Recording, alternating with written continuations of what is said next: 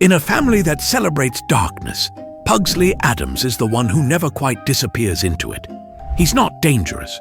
He's not elegant. He's not even particularly gothic. He's something rarer, innocent. Through Pugsley, we see what happens to the quiet souls in extraordinary families, the ones who exist to hold balance, not spotlight.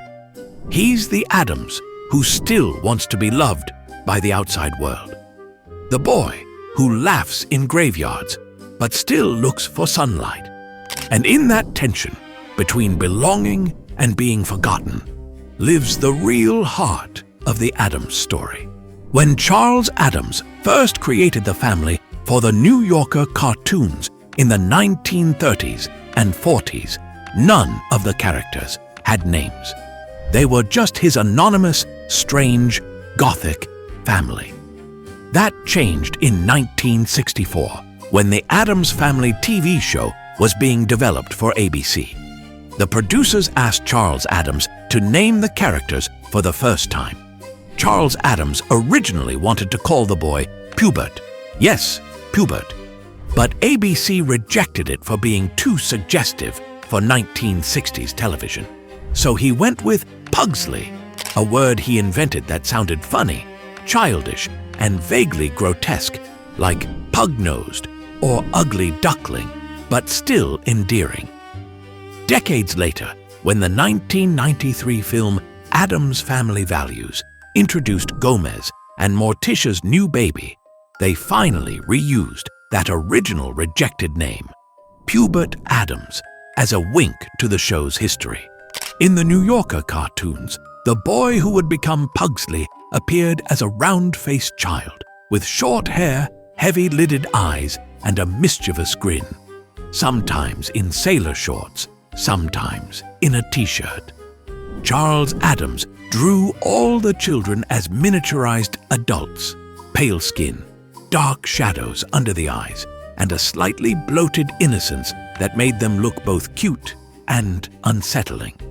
That template became the DNA for every later Pugsley. When the series was cast, producer David Levy and Addams chose Ken Weatherwax. The show added Pugsley's horizontal black and white striped shirt, which became his permanent trademark. Costume designer Norma Coke chose it because it popped against the black and gray set and visually linked him to prison stripes. A sly joke. This version emphasized roundness and warmth. Visually, the opposite of Lisa Loring's angular Wednesday. Netflix's Wednesday's Pugsley is played by Isaac Ordonez. This Pugsley keeps the striped motif, but with a slimmer, more contemporary design. Across all versions, he wears the stripes, representing containment of chaos, a visual cage for boundless curiosity. We remember Wednesday for her rebellion, Gomez for his passion, Morticia for her mystery. But every family has one who fades, the quiet soul who keeps the house alive just by staying in it. That's Pugsley, the boy who laughs in graveyards, who gets electrocuted for fun, who's always the punchline and never the headline. He's the Addams who never became an archetype, not strange enough to worship, not normal enough to escape, just there. And maybe that's the tragedy, that the most human Addams was the one everyone forgot. Because in a family that celebrates darkness, Pugsley is the only one still chasing the light. Before he was forgotten, Pugsley wasn't a background character. In the 1964 TV series, he actually gets whole plots to himself, building ham radios that accidentally pull in the federal government, or launching homemade rockets that get reported as UFOs. That version of Pugsley is curious, loud, and totally at home in the mansion. He's not in Wednesday's shadow yet. He's her partner in weirdness. But in the 1991 film and Addams Family Values, 1993, something shifts. Pugsley becomes the kid who goes along, the one drinking the poison lemonade Wednesday makes, the one cast as the dancing turkey at Camp Chippewa, the one helping burn the pageant down, but never the one starting it. Wednesday drives the chaos. Pugsley supplies the body count. That's the beginning of the pattern. She becomes the myth. He becomes the witness. In the 2019 animated film, the story becomes explicit. Pugsley is afraid of failing the mazurka, a ceremony proving he's worthy of the Addams name. He trains in secret, not because he fears punishment, but because he doesn't want to disappoint them. Even surrounded by unconditional love, he's haunted by the thought that he hasn't earned it. That whole film is about a boy who can't live up to an ancestral script, who proves his worth with dynamite instead of a dance. It's a rare glimpse of the story openly admitting that he hurts. That tells us something true about him across versions. Pugsley is the Addams who worries about measuring up. Wednesday never worries. Pugsley does. And in Netflix's Wednesday, they finally just say it out loud.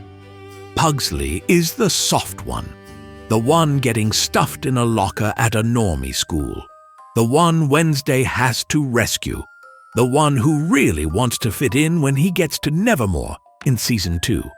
That's from Netflix itself. Pugsley just might be the heart. He isn't easily accepted. He really wants a friend. No other Addams is written that way in this show. Morticia, Gomez, Wednesday. They assume where they belong. Pugsley hopes he will.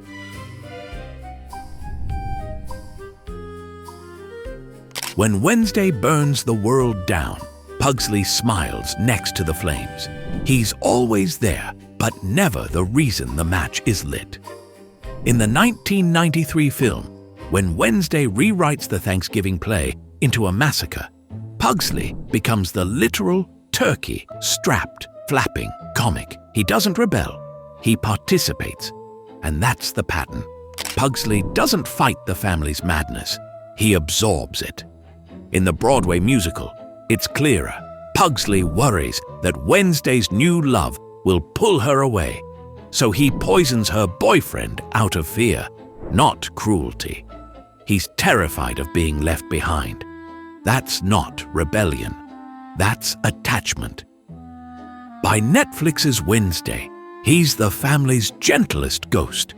He wants to fit in with normies, still calls Wednesday for help, still hopes someone outside the mansion will like him. He's the only Addams who reaches outward and the world keeps pushing him back. That's why he matters.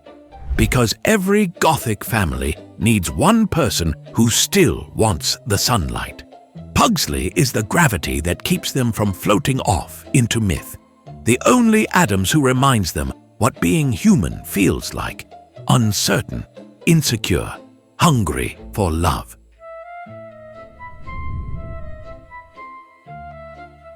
Every family has one. The person who keeps the rhythm while everyone else performs the melody.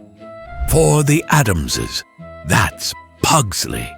In the 1964 series, he's always next to the noise, helping Wednesday feed the pet octopus, letting Uncle Fester strap him into the dynamo. He's the child who makes their madness look like play, the laughter that keeps the darkness warm. In Barry Sonnenfeld's films, he becomes comic gravity. While Wednesday turns rebellion into poetry, Pugsley keeps it human. He's singed, sing-songy, never cruel. He turns death into slapstick, and that makes the satire safe. Every family has a ghost. For the Addamses, it was never a spirit in the walls. It was a boy who never asked to be seen. The one who kept laughing so the others could be themselves. He wasn't the darkest Addams. He was the brightest. And that's why we never noticed him. Every Addams represents something the world tried to bury. Gomez, joy without shame. Morticia, mystery without fear. Wednesday, rebellion without apology. Festa, madness without guilt. So what about Pugsley? Across every adaptation, from the 1964 sitcom's cheerful sidekick to the 2019 film's anxious heir and the Netflix series' sensitive outcast, Pugsley is always the one who absorbs what everyone else releases. He is the container of chaos, the emotional sponge of the Addams family. He's the one who takes the pain, the pranks, the danger, and laughs. Because that's what the Addams family really is. A world where love is tested through destruction and trust is proven through play. Pugsley is the proof that it's safe. He's the innocence that survives the darkness, the experiment that keeps succeeding. He's what happens when unconditional love meets unending chaos. The result isn't trauma, it's resilience. That's his secret identity. Pugsley Addams is not the joke. He's the proof that in a family where everyone celebrates death, someone still remembers what it means to live. Every Gothic myth has one character who embodies life, the pulsing heart inside all that death imagery. For Frankenstein, it's the creature's yearning. For Dracula, it's Mina's compassion. For the Addamses, it's Pugsley. He's the last tether to the human world. Not because he's normal, but because he still needs warmth, laughter, and connection. That's why every version makes him softer, more emotionally available. He's the part of the Addamses that's still alive enough to hurt. Every Gothic story needs someone who refuses to disappear into the dark. For the Addamses, that's Pugsley. He's the laugh that breaks the tension before it becomes despair. The reminder that even surrounded by coffins and cobwebs, it's still okay to be alive. In the Addams Family universe, everyone embraces death, but only Pugsley shows us what it costs to stay among the living. When he smiles through the explosions, when he forgives the pranks, when he keeps showing up, he's teaching the oldest Gothic truth there is, that survival is devotion. Historically, Pugsley has never had supernatural abilities. He's always just been unnaturally durable, a kid who could survive detonations and torture games. But in Wednesday, Netflix retcons him with electrokinesis, the ability to generate and control electricity, a power previously unique to Uncle Fester.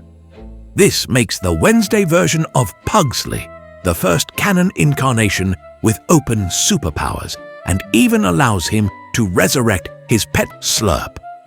Giving Pugsley powers changes everything. It confirms the Addams bloodline is truly supernatural, elevates Pugsley from powerless comic relief to an active force, connects him directly to Uncle Fester, and even hints he may one day become one of the most dangerous Addams of all. Someone who doesn't just survive death, but can reverse it. He doesn't need rebellion, or mystery, or madness. He just needs the family. And that's what makes him the most Addams of them all. Because in the end, every family has its ghosts, but only a few have someone who loves them enough to stay. Let me know in the comments which version of Pugsley is your favorite. TV show Pugsley, movie Pugsley, Netflix Pugsley, or an entirely different one. If you like this video, be sure to check out my video on why Lurch is actually not a butler. Thanks for watching.